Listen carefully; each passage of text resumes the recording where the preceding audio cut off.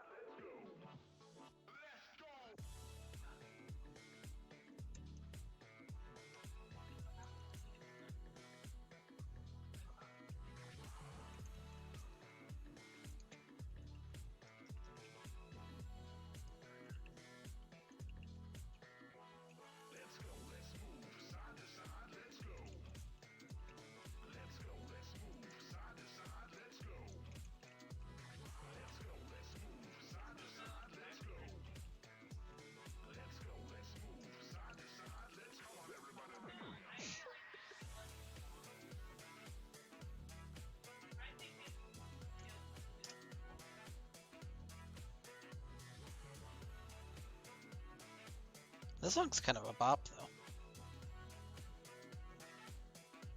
though. Hmm. I pulled up the Star Guardian Tilia, like, music. It's Yeah. kind of a bop. Hmm. One of the songs in there. Most of them have been, like, very lo-fi, but this one, we're vibing. Nice.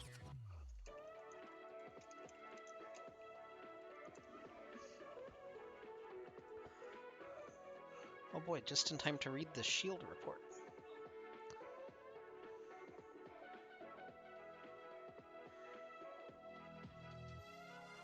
They actually didn't write about... Oh, we had a forfeit win, that's right. Okay. It's like they didn't write about RTM. Well, then I don't care. Right. Wow, every single person that they have picked Darkwind. Huh. That's actually kind of surprising, given that they're, you know, even in standings. The other team is Right. R for draft. I need you in here. I'll send you the draft link. Let's go.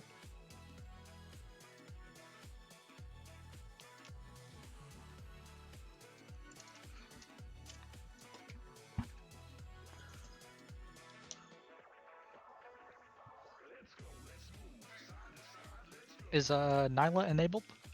No? I believe she is. Would not be at all surprised to see that character shows up. Seems kind of busted. If it is in fact legal. Let's look, because there's like conveniently just a chat that they have separated from everything else.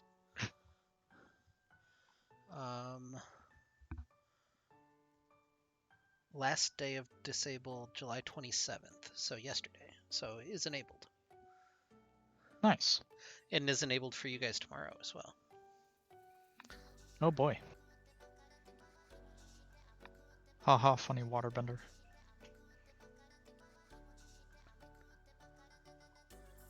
I know her ultimate's name, so I'm doing pretty well. I even played her in an ARAM and it went really terrible.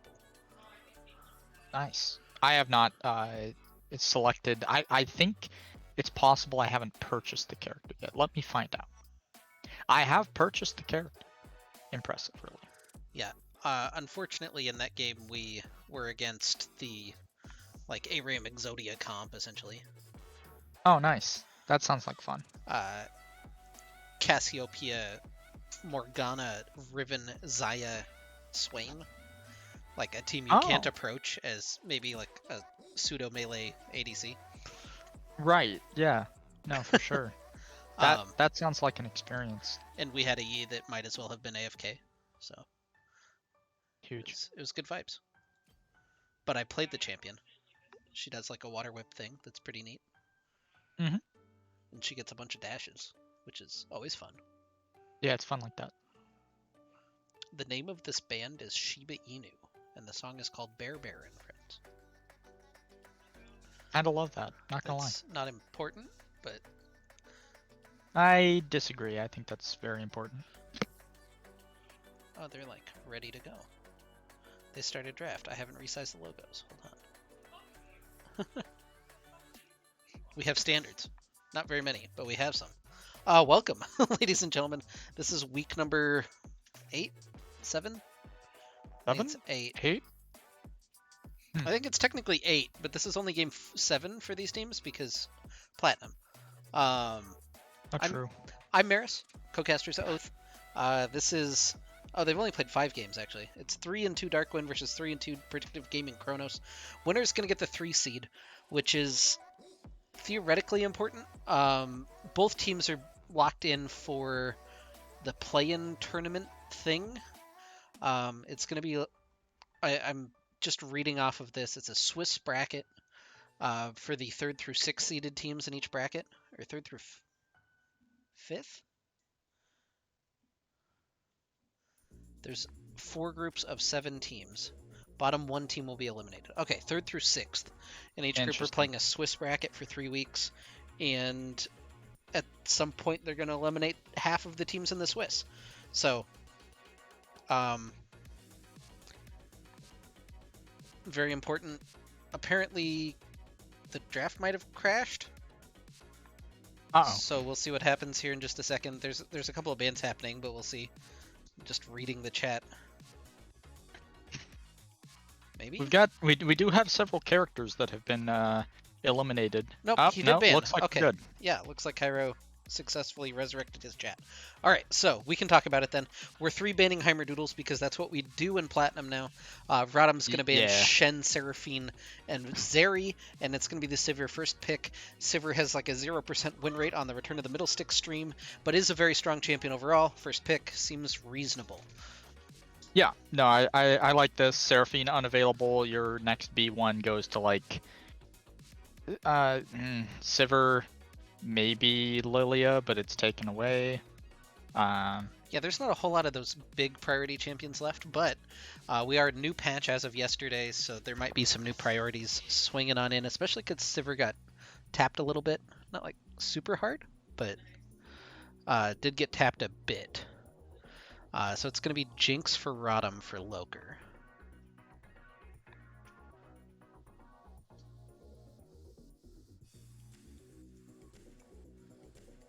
And Aatrox. I love Aatrox. And Aatrox. Aatrox is essentially these higher level RotM team specials. Every time it feels like one of these top laners gets Aatrox as a treat, and Mason's is no different. So PGC now get to answer. It's going to be the Braum, which is good into the Jinx, but feels like a little bit of a reach for a B2 pick. Also feels a little bit of an odd pairing with Sivir, but I don't hate it. I think it's mostly for the protection. It'll make more sense, I think, when we see this character, and that's not surprising at all if that gets locked in. That's yeah, I'm more surprised that hadn't been locked in sooner, but you know, B3 Wukong feels pretty good. Still technically a flex, but probably the jungler you would imagine for PG Charizard. This isn't the same Water Cat as the old Water Cat. You remember Water Cat? Yeah, is it? No, there's no way. I doubt it. Right. Anyway, Hovering Kindred, that is kind of the next on the Heimerdoodles priority list, and that's going to be locked in. So, double marksman comp for RotM. Really needs some protection and some CC to round out their composition. They actually banned away one of the picks that I was going to suggest, which would be the Zillion Kindred comp. Very funny. Just don't die. Keck W. No Swain either. Echo Talia. PGC aren't really thinking protection. They're banning off Echo Talia, so that's a little more targeted. I don't know if those are specifically Alpal's champions, or if they're just leaning hard into the meme and 5 banning Heimerdoodles, even though he already picked his champion. I would appreciate either option, honestly. The second option a little bit more, because memes. But R4, we're getting... Yes. Cool. It's the character. He picked it. There's the funny inventor man with the turrets. Yeah, Heimerdinger, star of the hit show Arcane. We're in Arcane comp. We got Jinx, we got Heimerdinger. That's quirky. I hate that, but yeah, why not? Star of the hit show Arcane Season 2, I potentially. hope not, because I'm already Same, tired actually, of that but champion, and if he shows up in yeah. my arcane show that I use to escape Corky, I'm gonna be very upset. Poppy That would be character interesting. seems reasonable. I love that pick into this comp, honestly. I'd like one more dash before I slam Poppy, what we assume to be top, but if you want that matchup into Aatrox, that makes sense to me. I kind of like it. Yeah, that feels like a good matchup into the Aatrox, and one that even if you're outskilled by the Aatrox, you can get some farm in, you can be tanky, you can be useful. I I like that, and you get the ult to knock people out of the Kindred ult, and the Victor for RotM means Star of that the hit show Arcane. a star of the hit show Arcane. Um, we're looking for Aatrox and Kindred in season 2. I guess that would take a darker turn. Um, but Yeah, no kidding. yeah, that's the funny Heimerdinger champion going to be piloted by Cairo in the bottom lane as support with the Victor mid for Alpals, which is very interesting. I don't know. The Victor's kind of generic AoE damage, but the Heimerdinger usually you want somebody squishy that you can 100 to 0 as the funny support champion, and there's not really that on PGC that's going to be in range to really lay into with those missiles. Not exactly, and you're not really threatening the Sivir either. So maybe you get the cool grenade stun onto Corki post Valk, and that just is a kill. But otherwise, this feels like a very niche selection in which, on paper, a lot of other characters would just do what Heimerdinger does way better. It does bully Braum, to be fair, if that's what you're looking to do, because Braum can do exactly nothing about Heimerdinger ever. Mm-hmm. But that's about the goodness that I'm seeing out of that particular pick.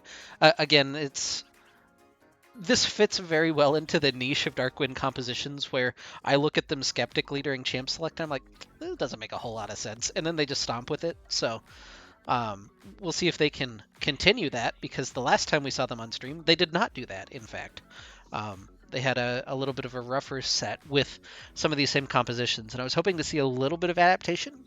Maybe we do see it. Maybe I'm being a little mean, a little disingenuous, but we'll we'll take a look as we go on. So far, unexpected the Wukong locked in for top potentially for sheer fucking will. Huge fan of that, actually. I wonder if his name's just Will, if it's like a double triple pun. That would be pretty solid. Um, but yeah, that would put the Poppy into the Kindred, which theoretically doesn't really matter. I think you have a hard time really denying Kindred stacks until later on in the game. So if Kindred rolls well early, I think it could be a struggle where Heimerdoodles gets a little extended, a little bit of extra punch. Um, but at level 6, you can always just, oh, that objective's low, just ult him away from it, and then I'm going to steal it. Right. Always have the option. Yeah, and I don't dislike the Poppy jungle. I think the matchup is a little bit worse than if you were taking it top lane into Aatrox. I don't feel like Wukong has an issue either way, so it's just what PG Charizard felt like having, unless this is a swap. I mean, they've got 50 seconds to pick, and there's the swap, so that kind of checks out. They have the opportunity to swap back if they want to. I think PG Styles is going to have a difficult lane. Going back off of what you said about Braum in lane with Heimerdinger, you kind of just don't get to play for laning phase. Yeah, this seems like it's going to be really difficult. Like, even just to walk up and get Relic Shield stacks might be a little bit of a chore against this lane, especially if Loker and Cairo are as aggressive as they've been sometimes in the past. Okay, so this should be our actual lanes. It is going to be Wukong top, Poppy jungle, so... I don't particularly hate it either way. I think the reverse makes a little bit more sense, but if you've got, stronger, more comfort on this orientation, then by all means, go ahead. I don't think it's bad. I just think the other way is slightly better. I get to sit through another Corki Victor lane. It, Maybe some stuff will happen. Who knows? it's not Maybe Corki it won't. Oriana, so Yeah, that's fair. You make a fair point. that's the matchup, and probably the two characters I hate seeing most in competitive, because I don't feel like they have high moments. Like, sure, you hit the 5-man shockwave, but that's, very infrequent, and people don't use the package as aggressively as is interesting, I guess. You get it, you threaten Yeah. with it, but most of the time you don't actually just try to burn through 5 people. And that's the only high points of those champions. There's nothing else to them. Yeah, pretty much. Otherwise, they just they zone, they put out damage. They scale surprisingly well. Corki quite a bit better than Oriana does, but you're trading off some of the zoning potential for more damage because marksman. Yeah, but Oddly Victor, enough, Victor basically does the same thing. He's actually like a real low light champion in the sense that everything he does is just very consistent, very anti-incendiary. maybe I'm just not It's as tired of him because he hasn't been popular since season 2 like the other two have been. But I don't know. My read is always people meme Corky Azir, but Azir's at least an interesting champion that has moments of fun. Sure, it's yeah, kind of boring to watch Azir dodge a gank for the 900th time in a row, but when you go in with wall, it's neat. And there's a lot of like little things that you can watch Azir do that I can't do. Um, but Corky, I can go play Corky. I can do the same thing as a pro does. I can farm the wave for 90 minutes and then bomb somebody for 3/4 of their health. Great, cool. yeah, yeah, pretty much. In terms of interesting lanes, the other solo lane is a little more volatile, a little more interesting. It's always fun to watch Aatrox play against a character with multiple dashes, because Yeah, then it just becomes a rock paper scissors match. yeah, and you've got the mind game of the decoy versus the infernal chains. Who's gonna successfully W the other? Can make a huge determination in who actually wins the trades in that situation. Um, Tends to be, in my experience, at least a little bit Wukong favored because you can just dive inside the first two queues and then walk out of the third one. But we'll see how it gets played. Mason has looked absolutely disgusting a couple of times. We've got to see him on Aatrox. It's been banned most of the time from him. Um, but yeah, ROTM has struggled just a little bit since teams have discovered that they should 3-ban Heimerdoodles. But we'll see if they Yeah. can bounce back here. Again, both teams 3-2, fighting for the third seed in the group, which is important for the like you need to get that first win in a Swiss bracket, otherwise it's very very difficult, and especially considering it's only 3 weeks. If you lose the first one, you have to win the next two. Yeah, I and then haven't you've just got a lot of pressure and no momentum. I haven't thought through about exactly how a 3-week 8-team Swiss bracket works to get 4-4, but I don't want to try to. You play one super week with 2 matches, dish maybe. Because if you play 3 weeks, right, you'd have. Okay, so you'd have 1-0, 1-0. You'd have 2 at 2-2. So you'd have one team at 3-0, two teams at 2-1. No, that distribution doesn't work. I don't want to try to do Swiss math in my head. My God, what am I doing? Um, I should know better. Kairo's an alcove gamer with his turret at level 1. What is the benefit of that? Nope. Don't know. I'm very curious about that tech. I don't think I've zoomed out. Oh, I did zoom out just a little bit, but not very far.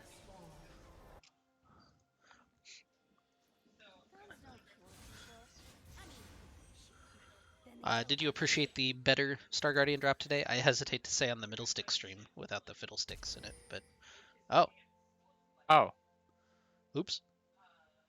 huh. Well, Well, they didn't see it, so they don't know. So Corki has flash. That's how that works, right? yeah, probably. And like, there's no reason to go aggressive in mid lane early on, Ever, and probably pretty much. shouldn't get poked out in the Victor Corky lane. So probably not a big deal for Watercat, but a little extra worry maybe in the back of your mind. Might drop a couple of CS that he shouldn't.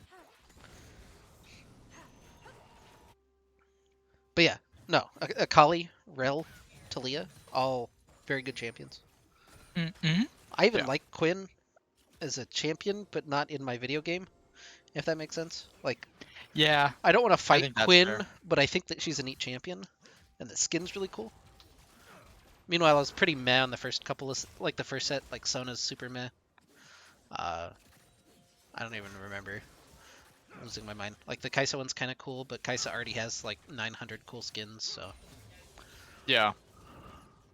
That's kind of how I felt about a lot of the skins that came out. I'm like, I already Oh, have a Echo. skin that I like as much And Echo for doesn't this make any for... sense to be a Star Guardian. Like, why does he? Why is that a thing? Nah. Yeah.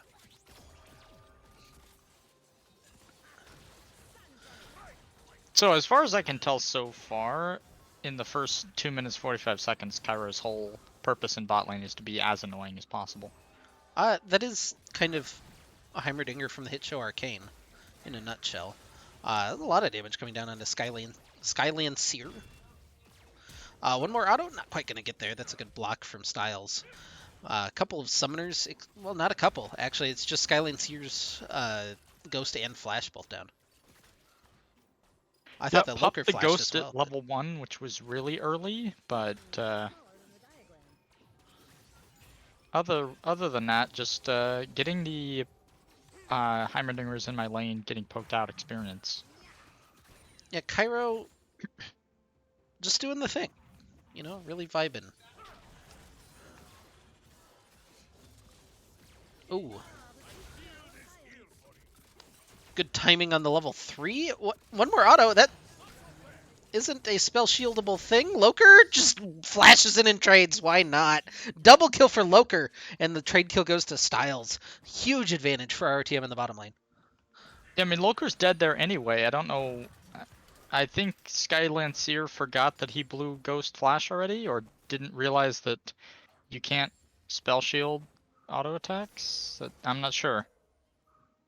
Maybe he was hoping Styles had stand behind. I don't know exactly what the thought process is. It wasn't looked a little sus from here, but benefit Loker for sure. Look at his inventory now with the Noon Quiver in it compared to the two long swords. Oh yeah, that's gonna be enjoyable. Oh, anyway, the best Star Guardian got revealed in LOR though. We got the Star Guardian Gwen that should probably actually be a skin. Sheer fucking will. Getting ganked. Heimerdoodle's trying to go back in. This is not his mark. Importantly, you already used your. You like the look, but unfortunately had already used the decoy, so no fake out there, and the kill gonna go over to Heimer. I need to specify Heimer Doodles, Mr. Doodles. Yeah. Did that? Hold on. Mark check. He had Poppy marked. Yeah, I didn't was see which not it. crab it was. Speaking of Poppy, Loker's she's in a in the little bot bit of lane. trouble. Yeah, Charizard and Styles trying to combine. Cairo is just fighting his way through. They're going to get the teleport in to the bottom lane. Skylane's here already down. Cairo gets the solo kill. Stun lands onto Charizard. Alpal's just trying to close the gap. Not going to find a whole lot other than maybe making Predictive Gaming think a little bit harder about that. But the damage is done. Cairo got the solo kill. Sure fucking will is low and dead. The passive auto from Mason gets the solo kill in the top lane, and everything is coming up Darkwind early on. Yeah, we've got the funny snowman engineer in the bot lane just standing there auto attacking Sivir to death. That's gotta be it's gotta be really annoying to play against. Yeah. If you're Predictive Gaming, right now you're saying that you scale, and that's what you've got to hope for. Styles very low, but autos being exchanged. Not on the hunt, that's just regular ghost popped, but Cairo and Loker very low, trying to fight back. Cairo uses his last bit of mana, his last bit of health, so does Loker. The Q doesn't quite land, and Skyland's here being a little bit timid about this one. They are going to be able to lock down Cairo. He's stuck in the... There's no way he gets this recall off, right?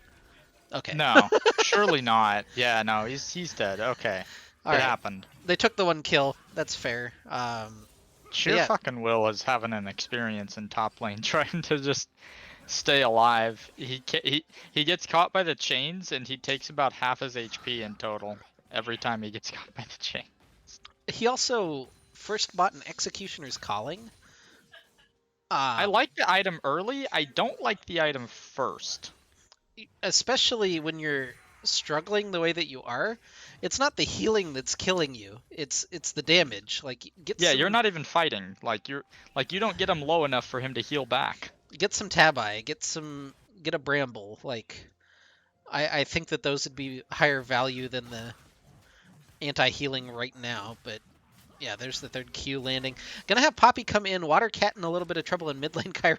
Just trying to push the turret. I don't know why that was funny to me. Just trying to like mess up his pathing with the turret. World Ender up in the top lane. Heimer gets the slowdown. This is his mark on Charizard if they're able to get it, but not quite enough damage for Mason and Heimer Doodles. They'll just get the shove in. Yeah, they're just gonna remove the wave, force Sheer fucking Will to farm under tower. There's a nice counter gank there because PG Charizard had forced Mason off. I don't feel like that first Q ever does that much damage when I play the character. Jesus Christ. He's what, level 7? He's got 4 points in it. Yep. Yeah, but That looks he's about right. he's got Ninja Tabby and a longsword. Heimer's just going to go ahead and steal the blue buff and then see what else he can steal. You've got Water Cat roaming up on the Corki, who will spot out the Kindred. Alpals is still just farming underneath turret. We're watching bottom lane because Cairo and Loker are doing the funny poking thing. I've said the word funny far too many times already on this cast. Yeah, it's part of like, it's now a very annoying, pervasive part of my vocabulary. It's just one of those phases where I know it'll go away in about a week or two, but for right now, everything's funny. It is for Lexus as well, so I get the double dose of the funny cast. Excellent.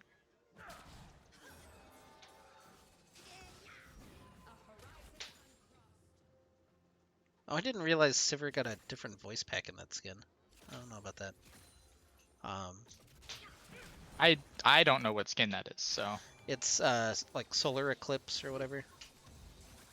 Yeah, I stopped paying attention to skin releases fairly recently, as in like a year and a half ago, so everything that comes out now is like super high production value, apparently worth over $10 to Riot, and that's about when I stopped caring. Everything's a 1350 skin, and it has the production value of a 1350 skin. They pump them out like a candy factory. Yeah, I don't know. Some of the skins feel very samey, but when they release a different one that bangs, like it's respectable. Anyway, ults in the top lane. Will actually getting the better of Mason so far in this trade. The flash forward for the Q has the counter flash available, plus the dash has World Ender popped, but not gonna matter. Good dash over. Heimerdoodle's here just to try to clean up. That's not actually the clone, and Heimer just gonna let him go. Yep, Fair doesn't enough. know for sure that Poppy is on Oh my Dragon. God, Does now, Styles! but Styles just dies to the turret. huh? Skylance here has to flash away the Q, doing a little bit of damage in exchange, but Cairo caught Styles and just 100 to 0'd him. Maybe I'm underestimating the Heimerdinger damage this early. That That's was a really good such a flash good by Loker. flash. Yeah.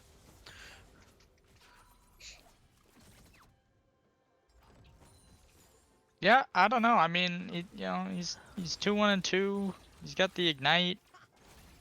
His character does a lot of base damage, I guess. Apparently, I don't see Heimerdinger enough to really tell you for a fact that he does a lot of base damage, but it would appear he does a lot of base damage because the man has 2 books to his name and full boots. So. Yep, and now he's gonna buy the bigger books. That's solid in the Kraken Slayer already for Loker. Kraken Slayer to pickaxe longsword feels pretty bad. Yeah, that. Although I guess Skylance here hasn't been back in a minute. Yeah, he's got 1100 gold. He'll even that up a Yeah, little bit. he gets to buy, not the full mythic here, but he does get to buy, which is nice. Yep. Heimerdoodles hasn't cashed in that first player mark, but he does have 3 to his name right now. So Yeah, I was gonna say mark check. so an important Which break is point here if he's able to ever find the Poppy or, get lucky on a camp spawn or something like that. right. Dragon's got a huge health buff. They feel really different to fight.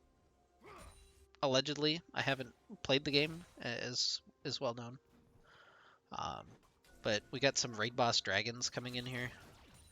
They don't do any damage, but they make you tank them for like an extra 2 to 3,000 health, which seems a little bit nonsense. I don't know why they made that change specifically, but we'll see how it feels, I guess.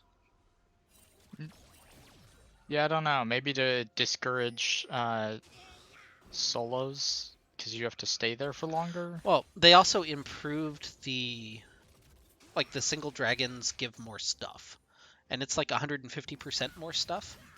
So they're trying to make it more valuable so that people don't just free scale, I guess, or are willing to give up stuff to scale. They want to make people fight because the games are, especially in pro play, really bloodless. Yeah, yeah, I have noticed that.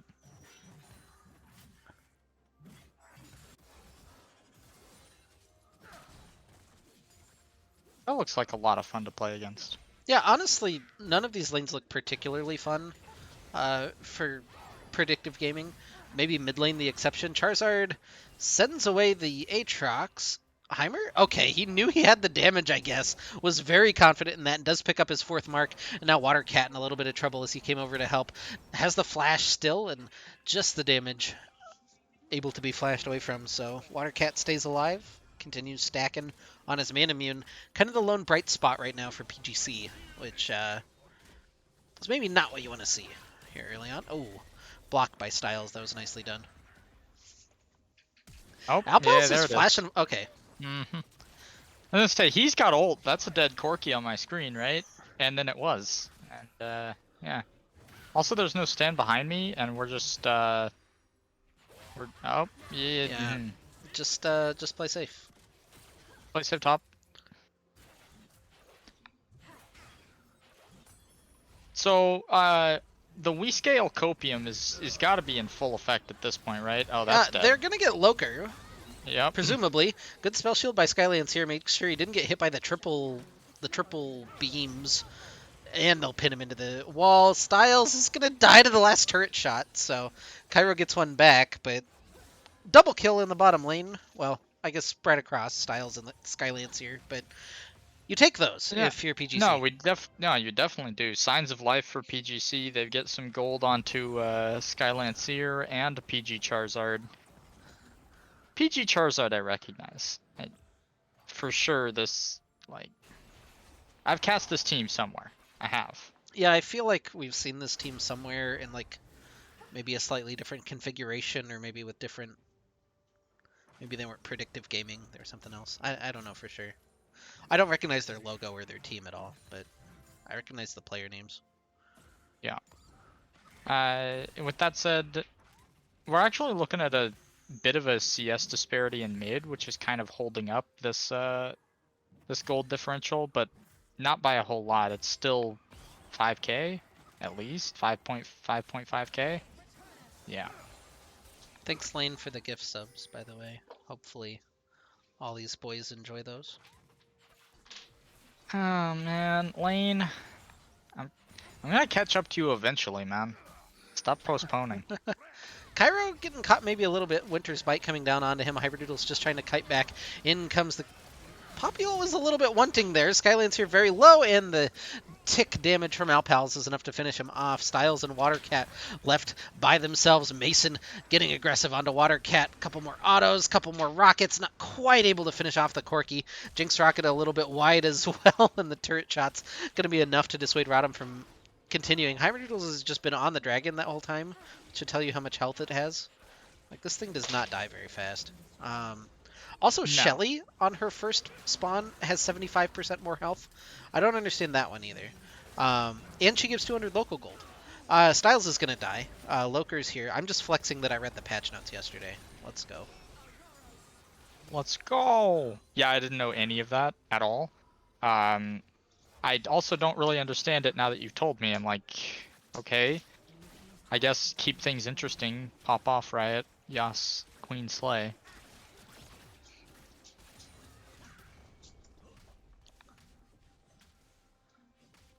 Yeah, they did keep giving Mason Aatrox. As it turns out, it's more important to 3-ban Heimerdoodles. But, yeah. Charizard's going to find Heimerdoodles in the bottom lane. He's just going to fight back and win, because why not? Charizard goes down. Mason just running away. Okay, we praised Mason. Now he dies. That's fair. Yeah, that happens. Um, Meanwhile, on the bottom side, ROTM continues their invasion.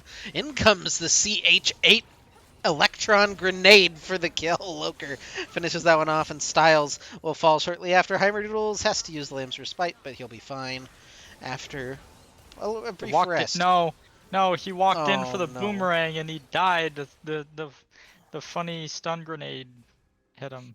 The That's CH8 tragic. Electron. There's another word in it. I don't remember. Maybe it is just Electron Grenade. They nerfed the name of his ability.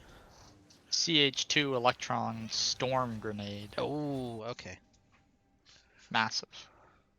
So it's not just the fact that we were like pit stopping part of our build for executioners.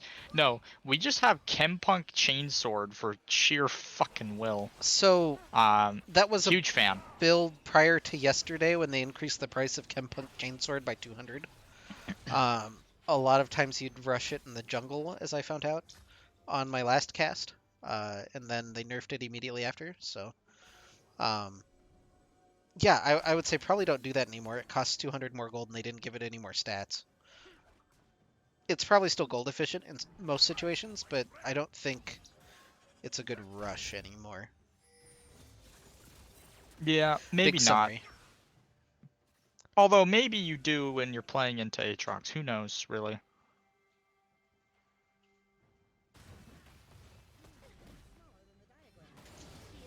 I still don't think so, but what do I know? I'm a Bronze 2 player that hasn't played Summoner's Rift in a million years. Styles gonna casually take about half of his health because Cairo exists in the bush next to him. Fair enough. Yeah, no, that's reasonable. Cairo doesn't have anything else to do. He's already established more vision priority than God in the top side of the river around the Baron area that should be spawning here in a good 45 seconds.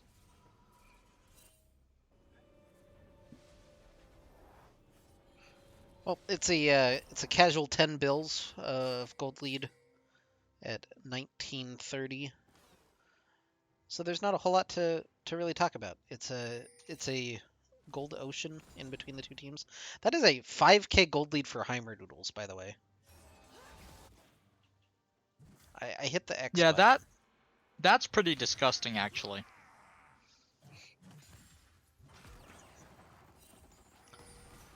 He is up Who knows, man? He is up Maybe like an item and a half. I guess that's fair. Maybe the bans are worth it. If this is his 4th pick, how much worse could his first 3 picks be?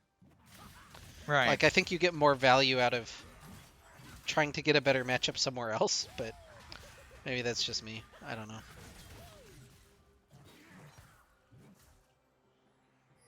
Part of it's just to make a point, I'm sure. Mason and Will... Yeah. He's tried that move too many times now. You can't get away with it. Did Heimer just solo...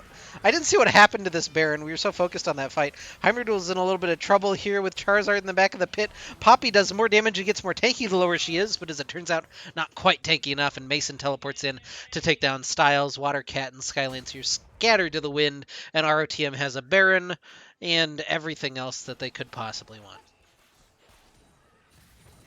Maybe not the Nexus in Game 1, but we're right there. Yet, my friend. This would be quite a throw. This would be a harvest level throw. This I didn't have to do that. I'm sorry. You really didn't, actually. Like... I don't think you've thrown a lead this bad. No, I was gonna say we lose our games legitimately. We're behind when we lose most of the time. I don't know. I am remembering a Kale game where you guys were very ahead and then Kale, but No. We don't talk about that. there's no I Kale don't talk about that. There's no Kale in this video game. There's a Corki and a Sivir. and a dead monkey, unfortunately. That's illegal in most countries. Luckily, Runeterra In is some not one of states them, I as well. guess. Definitely not. Do you think like specific states legislate that? It depends. I think at a point in time, probably. I'm sure by now it's federally illegal.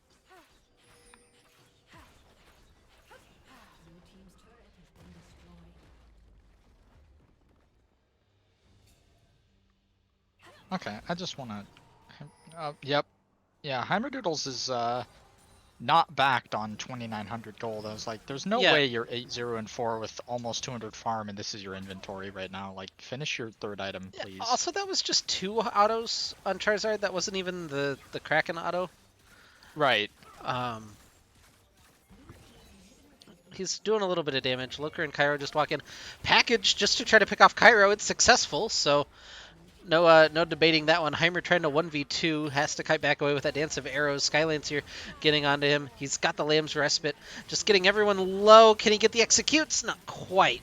Now Mason scrapping away. Loker very low, but Styles can't quite chase him down. The Jinx Rocket a little bit wide, but Mason and Alpals will finish him off. And now Mason looking for a little bit more. Gets one knock up onto Charizard. Not quite going to be able to get the second thanks to the Steadfast Presence. Who got that shut down? Is Wukong. Okay. I mean, there are worse things. Would have probably been nice to have that on Skylancer, given how much ridiculous amount of gold it was, but Darkwind gonna drop the second inhibitor of the game down bot, and I love I love it. I love watching Sheer fucking Will walk up and then press S, and it's very clear to everybody, including his opponents, that he pressed S and he's actually clone. Yeah, so if you play a lot of Wukong, you'll know that S is basically like his fifth ability, but there's a point, right? Where Mm-hmm. it's very obvious that you know that you can press S, but you're not doing it in the right situations. So you just pressed S. That's it. It's not the fifth ability. It's just the stop command. Achievement get. Pressed S. Pressed S. Heimer, is that his mark? Is that why he's zipping a boot? Oh, That's possible. Almost. almost. No more Baron buff right now for ROTM, so they're just straight pushing this last lane. They'll get the pin onto Cairo. A little overextension for some extra, and that wasn't a second shutdown, I believe, so just the regular kill gold going to Styles on the Braum. Unlucky. I was a little surprised to see a stopwatch not come out there, and then I realized that Cairo's build does not include one.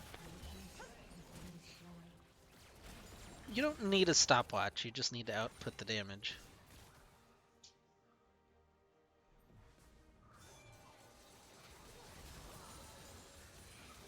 Watercat's doing a little bit of damage. That was just a regular rocket for about a quarter of Loker's health, or yeah, Loker's health. I mean, Watercat silently has the most farm in the game here on this Corki, which, I mean, it's Corki, but that doesn't stop him from having almost 3 full items and 230 farm. Like, he's gonna do damage. It's what they designed the character to do.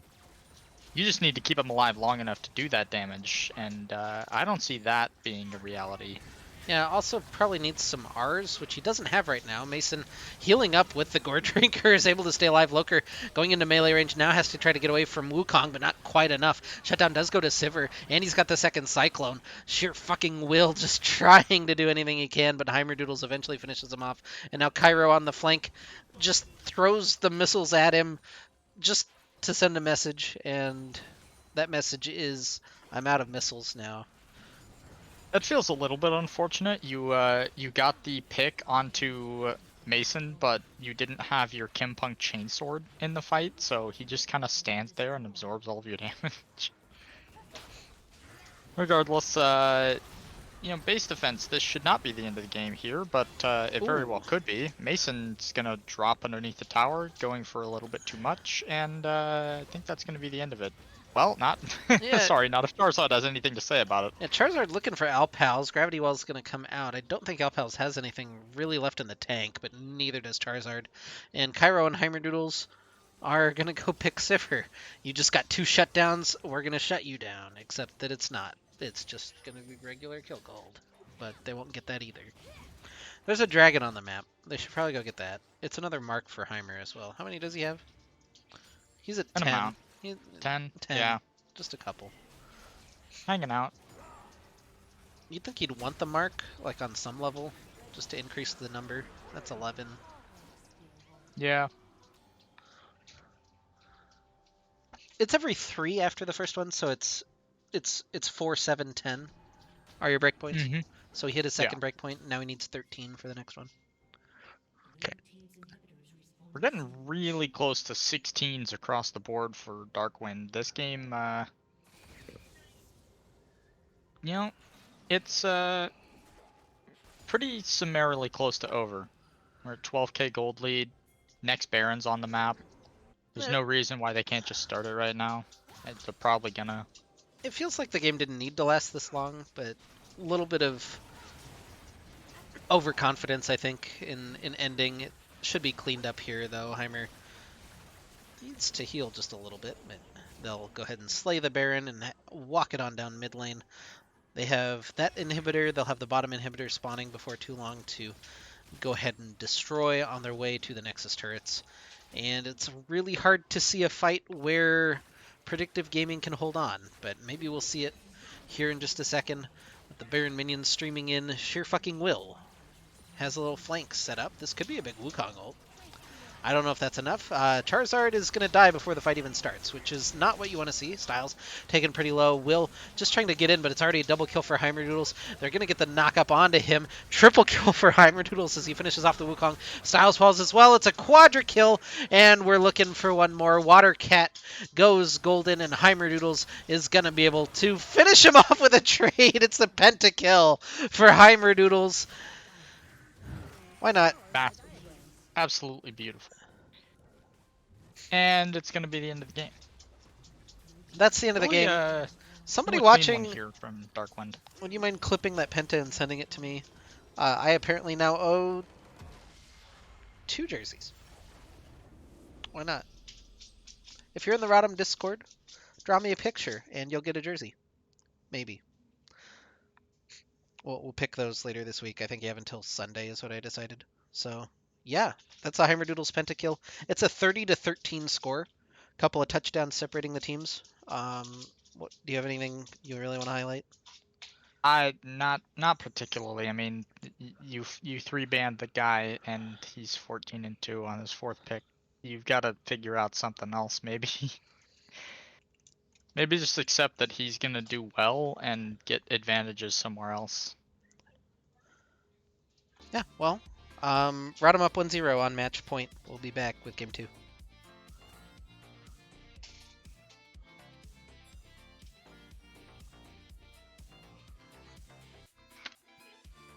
Oh, on hold patching. I had a micro patch. Let's go. We're just patching. You are still spectating.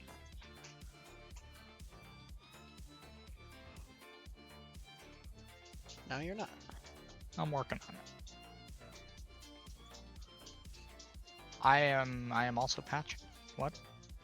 So, okay, and we're back. I mean, there's apparently an issue where it doesn't show all the skins you own and doesn't let you pick all the skins you own, which seems like a pretty big issue if they want to make money in their video game.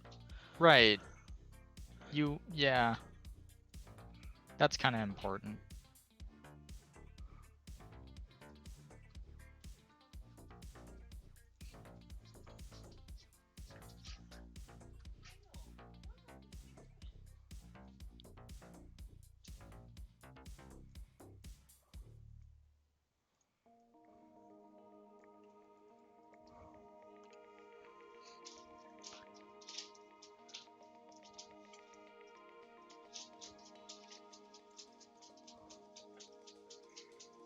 All right, so let's figure out the Swiss, right? So it's 3 weeks, they say. You have 8 teams. Oh, 8 teams total will be eliminated. Oh, there's 16 teams in this. Okay. No, that makes more sense. I'm with it. I see. There we go. Okay, never mind. So yeah, you got to go 2-1. Cool. I figured it out. So you got to win 2 of your next 3 weeks in order to qualify for playoffs, which is then a 16-team double or single elimination bracket.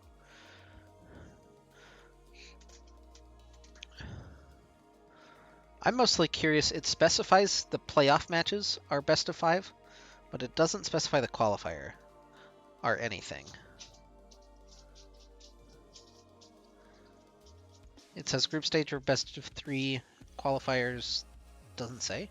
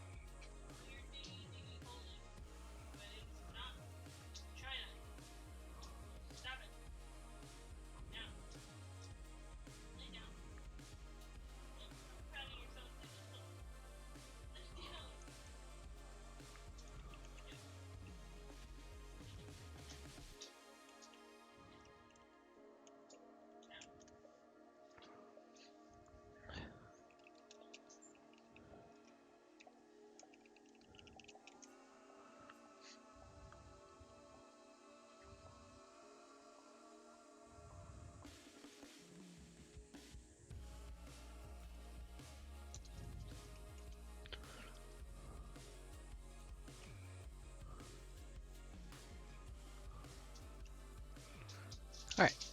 Oh, they're already drafting. You have the link up? Oh yeah, Sick. they're out there. Yeah, they're not waiting around. So we're back. Game number 2. RTM on match point, looking to close out this series, clinch themselves a 3 seed, knock Predictive Gaming Chronos down to the 4 seed.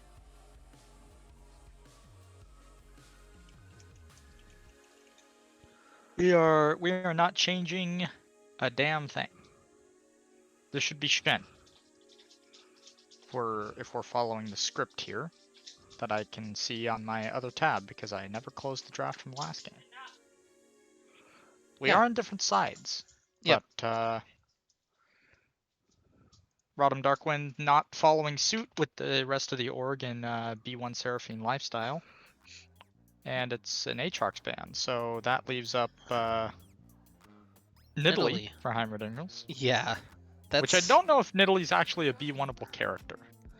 I don't think it is, but Heimerdoodles does really like that champion. So I wonder if there's a plan from PGC to play against the Nidalee.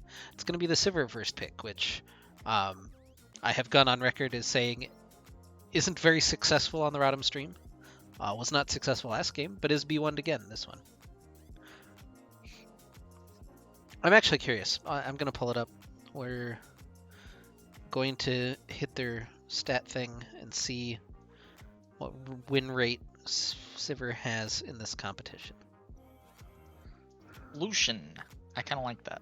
Give me. Are we going back to Braum? Are we playing the fun lane? The classic lane? No, it's the other classic lane, Solution Nami, which I kind of like a little bit better actually. So. Okay, so Sivir has 13 picks, 15 bans, and has a 46% win rate. I don't believe that. 6 and 7.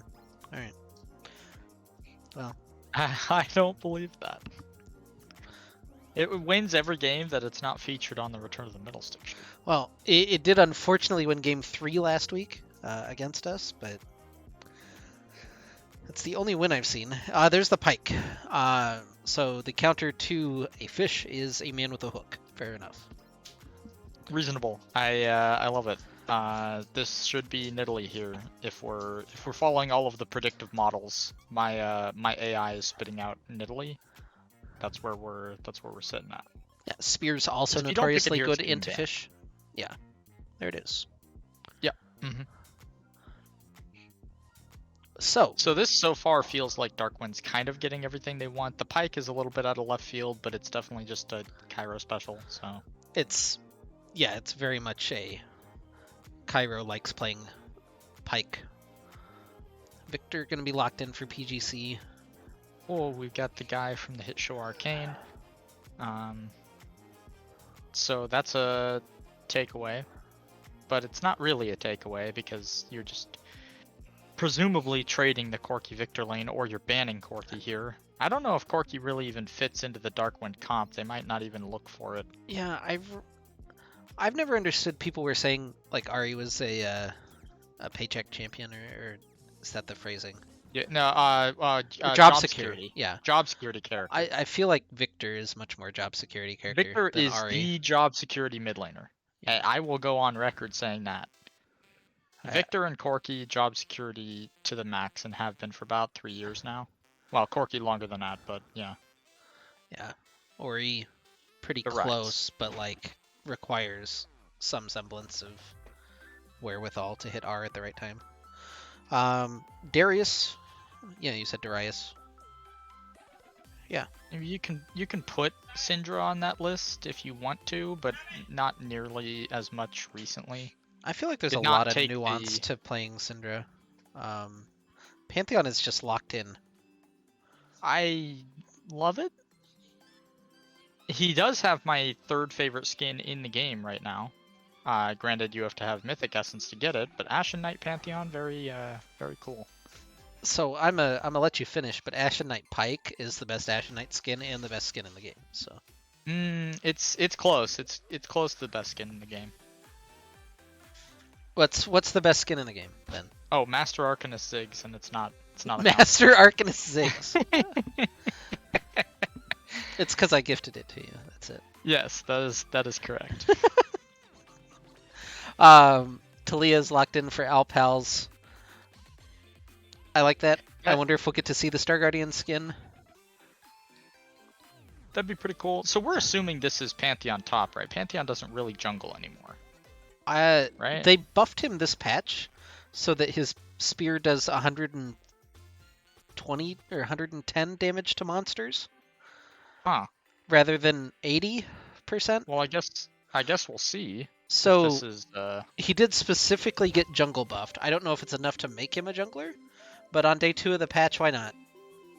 so notably, yeah, I was gonna say Who the fuck is Virkayu? Y'all are so deep in your YouTubers for League. Sorry, Set and Zach are locked so in. Pantheon's actually got a fantastic matchup in the set. Personally, like this lane is hell. It's very niche, but it's hell. It's so difficult to get, because like not only do you not have to worry about the W or dodge it in any capacity, you also have a on hit 450 range in melee stun. So you can just short trade with Set, and then when he tries to trade back with W, you E. And you get more roam potential because you're Pantheon. Now your ult doesn't help you for lane, obviously, but you don't really need it to. You're never extended fighting Set for any reason.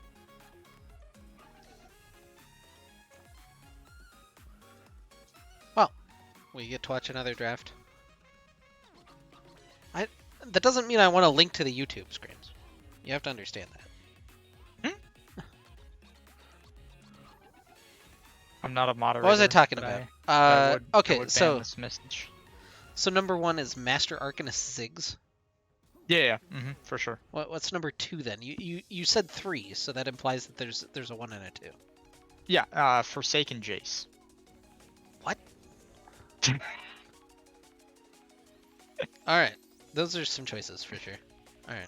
So like you can't pick from the ultimate skin list, right? Because that's cheating. Which means that you're left with what's available in like the standard pool of legendaries and below. Okay. And like some of the legendary skins just don't really hold up so much recently. It's also like it's a bit of a cop out to pick anything from one of the major skin lines. So like the project skins don't count, the Star Guardian skins don't count. You're not left with that many great options. This Master Arcanist Ziggs, fantastic. Forsaken Jace speaks for itself. And then you can put stuff on the board like Ashen Knight Pike if you want to. I don't quite understand these rules. I'm not hipster enough for these rules, I guess. I don't know. Ashen Knight Pike is just Dark Souls in a League of Legends skin, so has to be my favorite. Like every time you get a kill, the music gets louder for you and the people that you execute. Like, why wouldn't I want that, right? True, Um, that's fair. but yeah, um, louder and longer. Yeah, just a really cool skin. I haven't. I don't know all the bells and whistles about the Pantheon one, but it didn't impress me as much. I saw the Pike skin and I was like, oh, this was like designed for Pike and for this reason. Like, it just is super good. Um, I don't know what other skin do I really have a strong opinion about? I'm not really sure.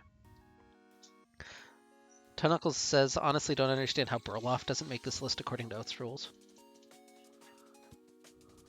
Burloff's not bad. I'd say Burloff's a top 10 skin, probably. Uh, I think fourth on the list under Ashen Knight Pike goes to Pugmaw. So. All right. I'm done. We're out. Pugma is an abomination and will not be tolerated in any sense. I feel like you said that specifically just to make me angry, and not because you like Pugma. You would think that. I don't know why you would think that. Honorable mentions go to UB, which is I mean, they just did such a crisp job. Yeah, yeah. The particle effects are so good, man. I mean, they're pretty funny. I don't have a particular problem with UB. Honestly, Pugma is basically the only skin that I just absolutely cannot stand. The rest of them are pretty whatever. I don't know. Well, my number 2 is probably like Spirit Blossom Riven because I think that skin's really cool. Number 3 is specifically Pool Party Renekton's Recall. Yeah, that's fair. That's reasonable. I like that.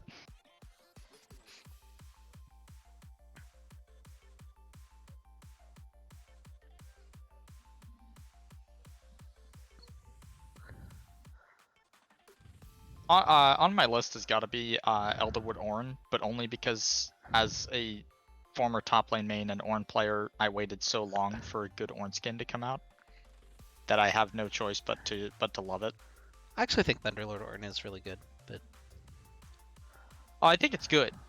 I just like I wanted him to have a skin that made him not Ornn, right? Like Thunderlord Ornn is just him with blue and lightning effects. I just want. You played Overwatch pretty significantly, right? Oh yeah. There's the Soldier 76 skin where he's like a grill master. I just kind of want that, and I want his ult just to be a gigantic bowling ball, and it just turns people into pins when you knock them with the, like, that's all I really want. That'd be great. And I think like Dad Ornn is just great because you could like have him grilling stuff like on a skewer while he's breathing the fire with Bellows Breath. I haven't thought as hard about the other abilities, but there you go. His Q could pop up like a little grill. That'd be really cute. All right. I do think Riot kind of needs to get back to that a little bit. I mean, we've got the pool party skins, which are kind of memey, but we used to have skins like definitely not Blitzcrank and definitely not Vel'Koz. I feel like Riot plays everything a little bit too straight now, a little bit too close to the money wheel. I mean, that's what they're going for though, is the money wheel. That's what skins are. Unfortunately, they're not like creations of expressive artistic intent. It's very much just been the money wheel. Well, I totally agree. However, I think they're missing a large demographic that would pay for Riot to let loose a little bit. Like I'm definitely in the crowd of people who would reward Riot for giving us something a little more C-list development company just for the laughs kind of thing. I mean, you look at some of the skins that Hi-Rez puts out for Smite, and you're like, now, yeah, I can appreciate this. This is funny. It's not great. It's not, fantastically well made, but it's funny. God, Smite skins are something else. That whole game has turned into something else. They're really something. It's turning into Fortnite levels of weird crossovers that I didn't really ever want to happen. I guess I saw. I don't know if this one was actually true. They're putting Goku into Fortnite, so I'm just imagining Goku with a gun, and that seems really weird. This is a cute little invade from Darkwind here, level 1, to actually focus on the League of Legends game that's happening. They're going to push Will back, but I don't know that he saw the 4-stack. He's at least a little worried about how aggressive Mason was walking, though. Right. And now they're gonna come down and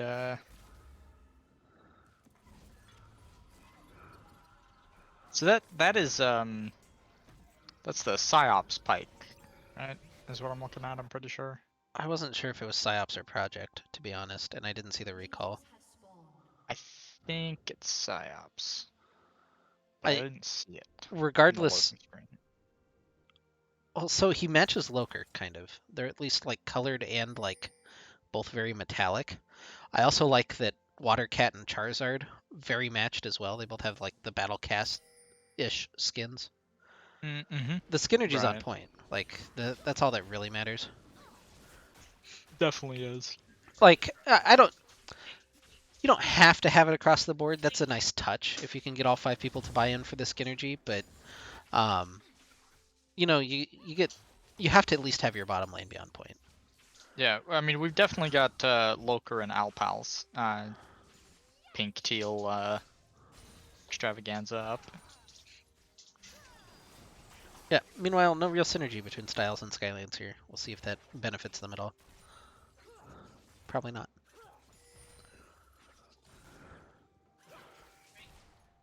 That is a chroma for High Noon Lucian, right? Like he's slightly brighter. That's a disgusting hook by Cairo. Yeah, most definitely a chroma. I was like, it looks like High Noon. It's just a little too bright. Oh, trying to predict the dodge from Styles and overthought it a little bit. I don't like the electric Unanami. It's a good meme sometimes, but flip onto Styles. Ooh, can't quite get the Ghostwater dive, so now he's got to try to retreat back out of the fight. Skylands here taking a lot of damage, but Loker doesn't have a whole lot early to really offer to these trades.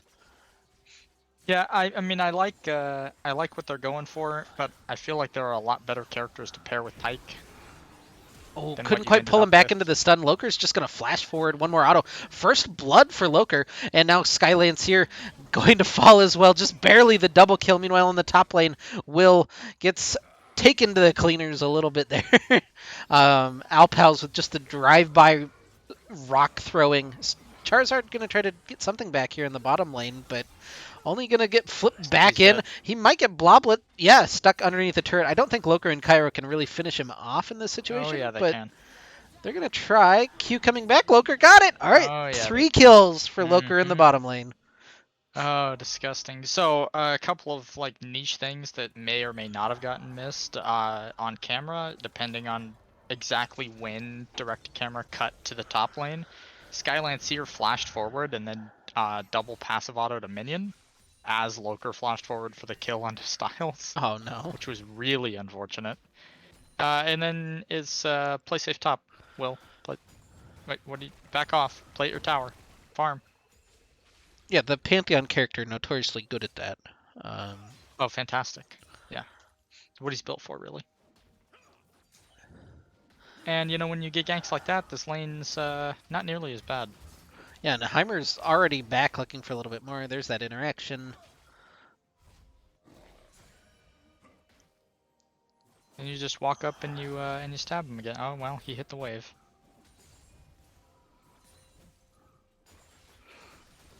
Heimer wasting a little bit of time trying to get something done up there, but it doesn't cost him too much. He is... I guess that's not a camp because Charizard picked up some bottom waves, so they're probably even on camps. Likely. Yeah, that sounds about right. Cairo just gonna dive right into their face. Oh, trying to hold out for Skylancer's dash. Loker with a spell shield away from the bubble of Styles, and Cairo can heal back up. And that's the fun part about playing Pike, right? You can do that as many times as you want. Not like as many. He's missing a little bit of health. I think that's a little disingenuous, but you can do it quite a bit. And Loker just going to go in. Oh, the spear from around the wall for Heimerdoodles to pick up his first kill of the game. Cairo dives on in, and Skylance here dies before the spear even gets to him from Heimerdoodles. Charizard going to fall, and it's 7-0. It's a touchdown. And an extra point. Heimerdoodles hasn't really, like... I don't even really feel like he's done a whole lot, but he's got 3 kills. So clearly I'm missing something.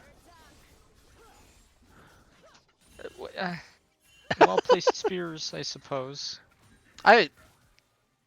He's been in the right place to throw spears and get kills.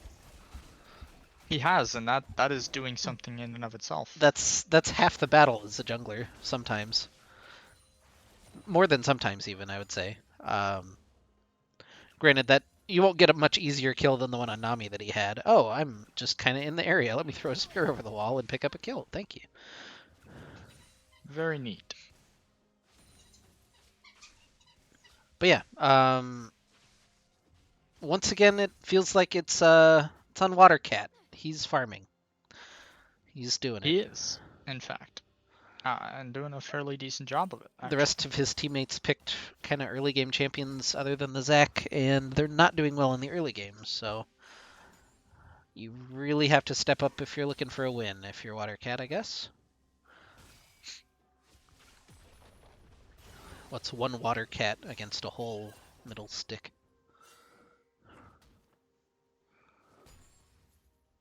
That was a lot funnier in my head. I don't know. I'm sorry. There's not a very clear conversion rate there, unfortunately.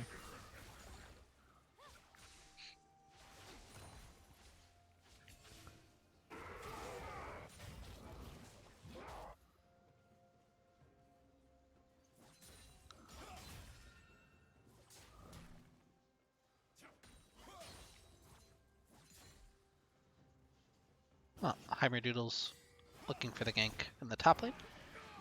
Go ahead and just pull in, Will. Pantheon looks like he should escape this one. He still has his E up. Trying to turn, that's a little greedy of him, and he's going to pay for it.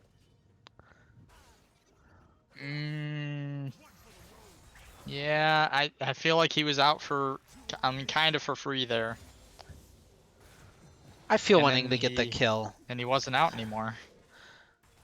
I feel that in my soul, but you probably can't do that. Like, at most it's a trade, and then you're getting a tower, or you're getting a wave crashed into your tower, which is never fun. So yeah, he ulted back to top lane. Now has Charizard in his pocket, so maybe this turns out a little better, but Heimerdoodles is already there. We have 2 separate 1v1s happening in the top lane, and Charizard gets his passive back up. Heimerdoodles throws another spear at him. Red buff going to burn him down, but Will does finally finish off the kill. He's got the shutdown. Mason just going to pull Will back in, but it's a double kill for the Pantheon, and played that pretty well. No damage from the ult, still able to out-trade and take both ends of that 1v1. Yeah, that went about as well as it could have, and I don't know, man. I feel like it's illegal for Alpals to be there. You just had Zac come up over the wall. If you just flash stun Alpals and you get a Zac-y, maybe that's to me being top laner and I'm greedy. Alpals is gonna go for this. He does not have the ooh, the smite plus the bloblet heals from Charizard, and Will picks up the kill with his spear. Meanwhile, in the bottom lane, Ignite onto Styles. Cairo, Loker and Cairo just can't quite find the damage onto Styles. The E speed boost onto Skylance here means that they won't find either kill in the bottom lane, and they successfully use all 4 summoner spells and escape, Cairo and Loker. But now Cairo has level 6. Loker didn't have mana there. I feel like with that much health and the Nami E on you, instead of flashing back, you flash like sideways and you get the double autos onto Loker, dash kill. These are interesting things for me to be nitpicking, I realize. But... Oh, the heal from Styles is just enough to keep him alive, but they do get the kill eventually, and Loker and Cairo are very low. There's a Zac in the area. This could be very devastating for both of them. Charizard in, hits the stretching strike. Loker's got to try to evacuate through tower. Has the spell shield on. He's looking for the trade with Styles, but he can't quite find it. Heimerdoodles is here to try to collect after they finish off the Zac. He'll get a double kill, and now Alpals and Watercat exchanging pleasantries around toward the mid. Alpals gets the flank. Heimerdoodles has to cut away from the laser. Oh, doesn't quite find the spear. Watercat trying to stay strong in this trade, gets slow, drops the Chaos Storm on top of Heimerdoodles. The dash in is enough, and I think he'll be able to get out with the 400 health that he's got. Yeah, definitely out. That was a really heads up Talia ult there from Alpals. Yeah, completely. Watercut normally would have been out for free there. Yeah, completely shut off that escape route. Really nicely done. And Heimer's 6-1 now. Cairo has Spectral Sickle, by the way. All these times he's been going aggressive, it's mostly just to farm his Spectral Sickle. Mm-hmm. We're not taking shoulder guards today. I think that's right. No, we do damage here. We take the Senna only item. Yep.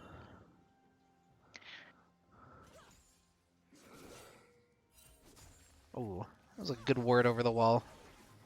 I struggle sometimes to get it into that bush. Might not matter though. Skylancer here just gets chunked on through. One more auto. A Loker finishes him off. Meanwhile, Alpals and Heimerdoodles fighting a 2v2 near mid. Watercat taken pretty low, trying to kite back away. Laser doesn't quite do enough damage. The Blast Cone gets Heimer out, but the spear back over the wall does. Will finishes off Alpals in the process. And now Heimerdoodles is caught in no man's land, and Will has all of the kills on the Pantheon, as kind of happens sometimes. Tidal Wave coming in.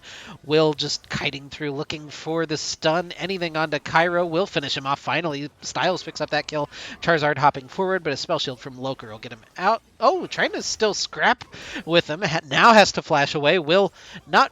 Oh, doesn't quite find the Comet Spear. Ooh, if he charged that a little bit, that was... I mean, he still has to hit it, but the Snapcast Q wasn't the answer on that one, unfortunately.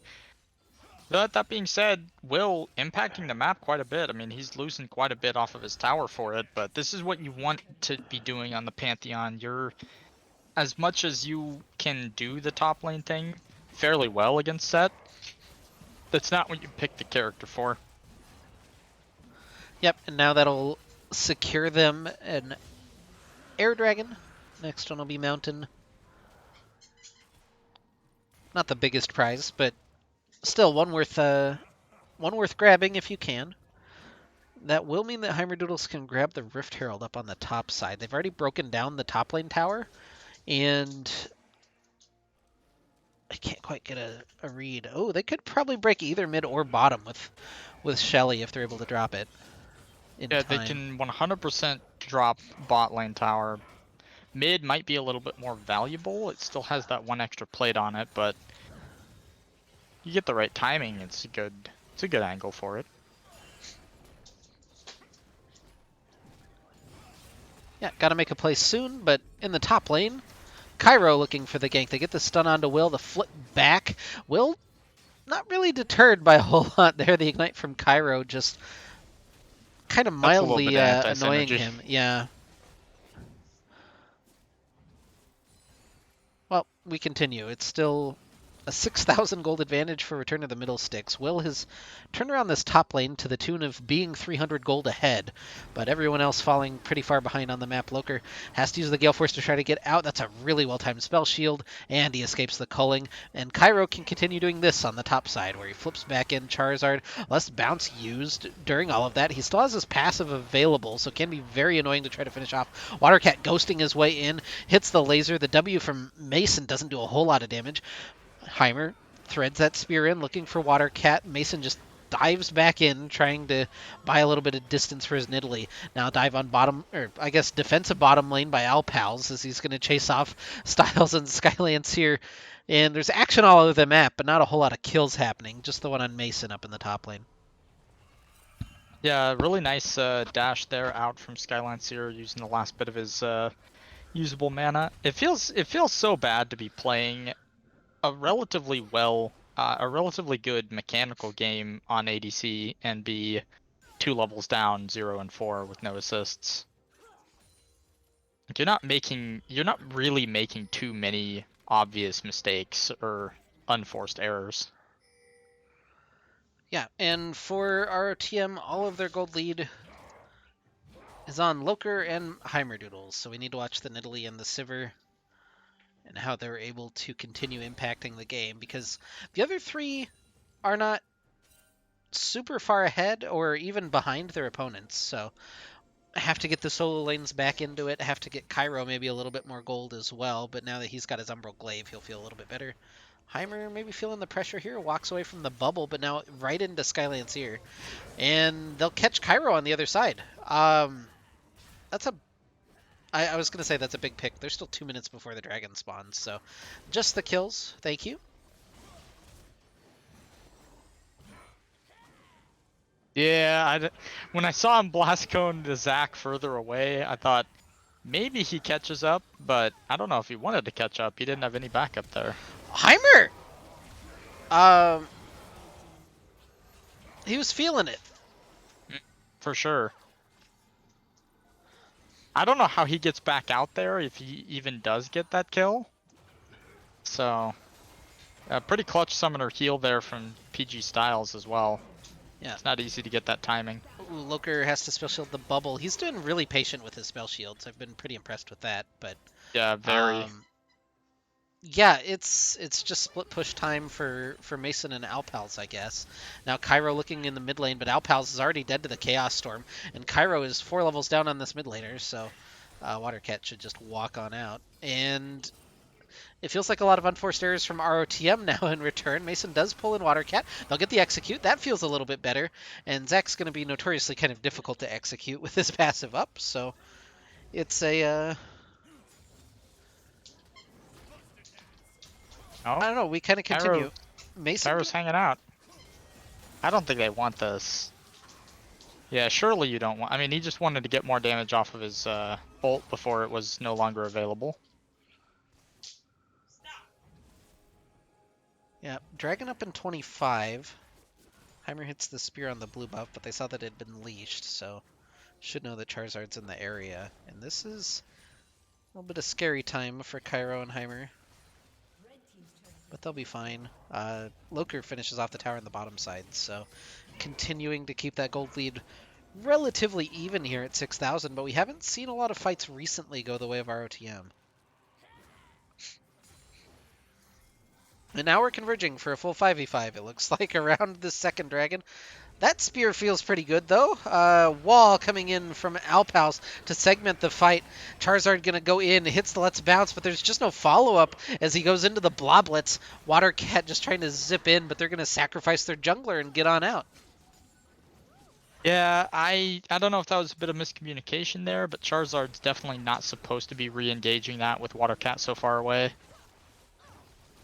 Regardless, it's going to be first dragon of the game for Return of the Middle Sticks. That'll feel pretty good. Not a whole lot of notable item entries. Watercat actually going for a second item death cap. I kind of love it. What I think is interesting is Mason is so unworried about this Pantheon lane that he's gone for a second item Spirit Visage. Yeah, like you have the enemy ADC at 0 That and was 4 and such a good spell shield by Loker. Will flashes over the wall, but Loker with the counter flash. Man, he had that really key. Is on point with these. He must have known or had an inkling that Pantheon was there. That was really well done. Really snaply casted. I don't know that that's right, but yeah, snappily cast. Snappily snasted. Yeah. Everything that I'm not doing right now. Not snappily casting. They should have enough time for this. Yeah, they have enough time for this. Hastily casting. Second Herald of the game. Gonna go down to Heimer. And there's not a fantastic target for it. I mean, you could drop second tier bot tower or use it to break open mid, but you don't quite... I don't think you quite have enough time to use it for dragon pressure, unfortunately. Yeah, it doesn't last that long. Cairo getting pretty aggressive, looking for some vision control, then finds the entire enemy team. Gonna try to get out with the E, the bubble doesn't connect. Starts to heal, but the spear from Will finishes him off.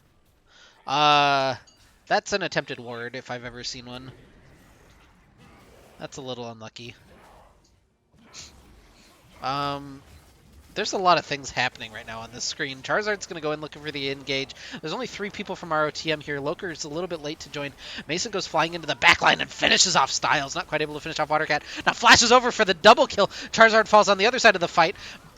But it looks like ROTM has somehow muscled their way through. The seismic shove pulls back in for the double kill for Heimerdoodles, and Loker's going to dive underneath the tower. It's a triple kill, the full house for Heimerdoodles and Mason, and the ace for Return of the Middle Sticks. And maybe the game at 20 minutes?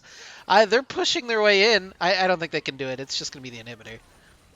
You're like, you see the Herald dropped, right? And you want to kill it, but you're not legally allowed to be in your own jungle. So you're also really not allowed to spend your full combo on set as he goes in, especially not with a Spirit Visage to his name. Yeah, there were a lot of very bizarre things happening that whole fight, but Mason played that fight so beautifully, just chunking through Watercat and Styles, and was aggressive enough to make sure that he finished off both of those kills. I just really liked the way he played that fight. Heimerdoodles kind of was on cleanup duty on the Nidalee, but that's what the champion does, so, well done by him. And now even slaps down a Dark Seal for 8 stacks. Why not? Yeah, who's going to stop him? It is Death Cap finished up for Watercats. He's staying as scary as you can be when you're this far behind. 10k. And a couple of hundred, so some change. I mean, his team is that far behind, but he's up 40 gold, so. Sure. Fair. Not his fault. Did Mason... Yeah, Mason actually has the gold lead on the 8-kill Pantheon after that last fight. That can't feel good. Oh, dragon up here in a minute is the first mountain dragon, or the first Hextech dragon. I get debated by the logo. It's actually a Hextech map with a Hextech dragon, but for some reason there's no Hextech logo in the esports thing. They found Will. Oh, they don't quite have enough damage to execute him, though. And now Kairo's ult's going to be down for about 20 seconds before it comes up, approximately. It's a little longer than that. That's a good meme, but it's not that much longer. No, it's pretty short. It's 56 right now, and he's not 11 yet. Oh. So, oh, that hurts. Oh. Yeah, you're casual 675 true damage there. Yeah, there's a reason I started playing that character. Yeah, Mason notably not tanking the Baron right now for his team. Pulls Charizard. That was a really weird looking interaction. Probably just a spectator bug. But he'll grab Zach out of the elastic slingshot. Charizard goes in, gets turned into Bloblets. Mason just trying to fight the front of the fight. 2-3 kills for ROTM, but Watercat and Will still alive. And those are the most dangerous members of Predictive Gaming. Can they find an engage that's worthwhile, though? Will gets flipped back in by the Seismic Shove, and the E not quite pointed in the correct direction, so he's going to fall. And Loker and Alpals, sensing blood, flash forward looking for Watercat. Won't be able to finish him off, but has to go back to clear out some minions. Yeah, once again, Mason's just getting so much value out of this Spirit Visage. It was 110% the correct second item here, because this set is all but unkillable when he dives in like that onto Zac and Victor. You're getting basically no damage out of your Lucian at this point. Yeah, it's a hard game to be a Lucian in to begin with, and harder still because of the way the game has gone.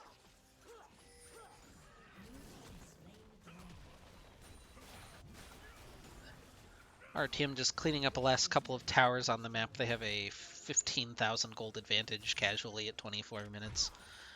This game is actually more out of hand than the last one was, despite the much higher kill count for Predictive Gaming. Heimerdoodles has to try to dash away, but Will catches him. The shutdown does go to Will very quickly. And now Charizard looking for the engage, trying to pull it onto Alpal's. Mason interrupts the slingshot. That was really nicely done by him. Alpal's just able to escape the culling, but exhaust plus a couple of extra dashes do finally find the kill and the shutdown for Lucian. And he's on the board. Yeah. We had the moment again. Signs of life for predictive gaming. Maybe a little bit too late, but signs of life nonetheless. And they've picked up quite a bit of gold for themselves, actually. Not quite the 7 to 1,000 gold shutdown that we saw on on Heimer from the last game, but pretty close. Yep, and also importantly does knock off those Dark Seal sacks, so make him a little less powerful in the process. Will gets ignited, but looks like he's fine otherwise. Oh, never mind, I spoke too soon. Death from below from Cairo finishes him off. Now the hook, oh, doesn't quite find the fish at the end of that one, and he'll be able to dash back over the wall. So, Alpals has respawned and is looking to rejoin the team. This is a very weird endgame state that we're in just now. I'm inclined to agree. We don't exactly have the world's best sieging comp here from Return of the Middle Sticks, which is good because they don't really have to worry about the towers. They've already dropped those. It would be way more annoying for them if they still had inhib towers to deal with alongside the Victor and his wave clear. Yep, just continuing to work their way on the inhibitors. That was a really nice hook by Cairo to interrupt the initiation. They're looking for Mason to start this one off. Goes yellow and then throws out a nice punch onto Skylands here. Alpal's on the backside just getting engaged on, though. Charizard living on top of him and is able to finish him off. But elsewhere, Cairo's got a triple kill on the Pike, and they're looking for a little bit more. Will trying to escape out of the top side of his base, and it looks like they'll allow him to live. Yeah, I don't know. Heimer's looking for it. Oh, that spear. Oh, All right. yikes. Wait, Oh, the my spear just God. kills. It's fine. Spear just, it's good ability when you hit it, you know?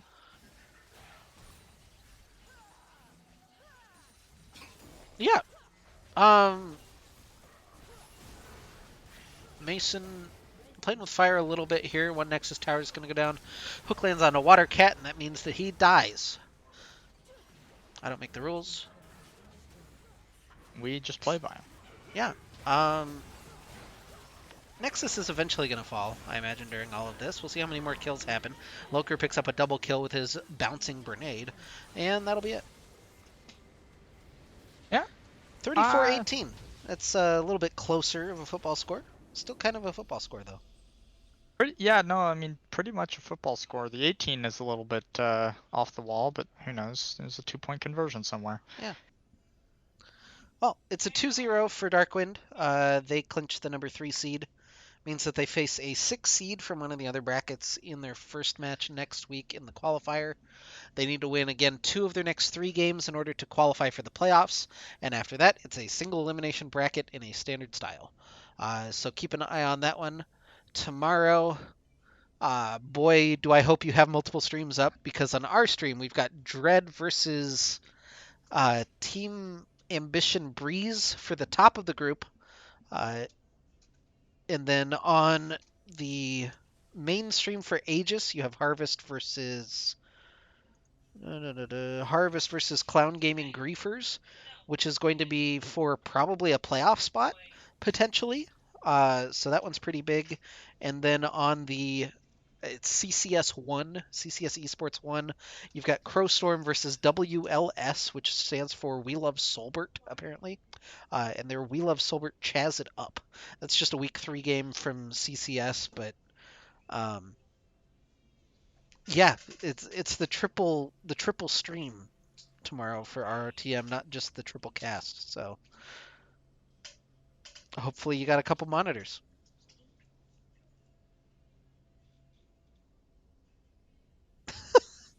I have not seen that copy pasta. That's going to do it for us tonight. Thank you guys for joining us. Yeah, we'll see you guys tomorrow night. Thanks, Oath, for joining me. Anytime. Quick cast, but sometimes it be like that. Oh, yeah. It was a fun one, too. Entertaining games. Who are we rating? Probably Aegis, because that's what we're doing right now. So go watch Aegis. Somebody named, oh, it's Dorado Gaming Epsilon and BCS, the Bowl Championship Series. Go watch them. Big I'm just making up Bowl Championship Series. I don't know what team it is. Bing Chillers. Oh, it's the Bing Chillers? Oh, no. Okay.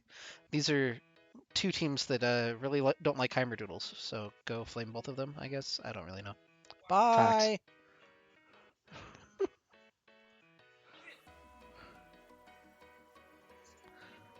Nice.